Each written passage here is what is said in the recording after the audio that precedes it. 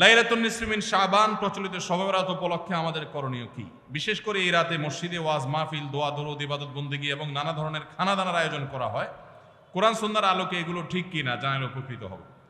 ভাইরা আমার, লাইলাতুন নিসফি মিন শাবান, যেটাকে আমরা শবে বরাত বলি, এই লাইলাতুন নিসফি মিন শাবানে আল্লাহ তাআলা হিংসুক এবং মুশরিক ছাড়া বাকি মানুষদেরকে, বাকি মুসলমানদেরকে আল্লাহ তাআলা সাধারণ ক্ষমা ঘোষণা করেন মর্মে একটা হাদিস আছে।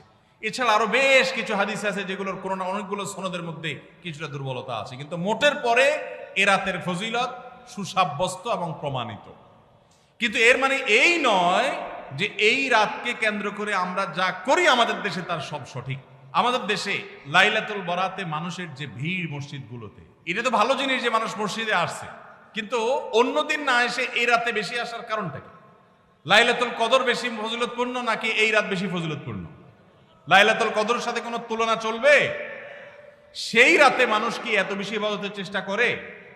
তাহলে এই রাতে এত বেশি চেষ্টার রহস্যটা কোথায়? রহস্য হলো আমাদের দেশে মানুষ মনে করে যে এই রাতে ভাগ্য ঠিক হয়, অতএব সারা বছর যাই করি না করি এই একটা রাত মসজিদে গিয়া আল্লাহ বিল্লাহ করে যদি সারা বছরের ভাগ্যটা ঠিকঠাক করা যায়, এরপর আর মসজিদে যায় কেনা। এই চালাকি করলে কি ভাগ্য ঠিক হয়ে যাবে? ভাইরা আমার, লাইলাতুন নিসফি মিন শাবানকে কেন্দ্র করে বহুবিধ বিদআত, বহুবিধ বাড়াবাড়ি, বহুবিধ কুসংস্কার আমাদের সমাজে আছে। এক সময় তো প্রচুর পরিমাণ পটকা ফুটাফাটি চলতো। আলহামদুলিল্লাহ, প্রশাসনের ভাইয়েরা প্রতি বছর নিষেধাজ্ঞা আরোপ করেন এবং এটা অনেকটা কমেছে, যেটা আমাদের নিরাপত্তা হুমকির মধ্যে আমাদেরকে ফেলে।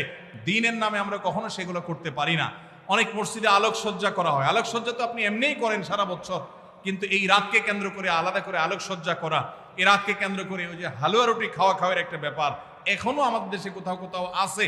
অনেকে মনে করে নবীজির দাঁত মোবারক শহীদ হয়েছেন উহুদের ময়দানে, তো তিনি হালুয়া খাইছেন, সেজন্য আমরা ভালো দাঁতে হালুয়া খাই। নবীজির দাঁত ভাঙা হালুয়া খাইছেন, আমাদের আস্ত দাঁতে আমরা কি খাই?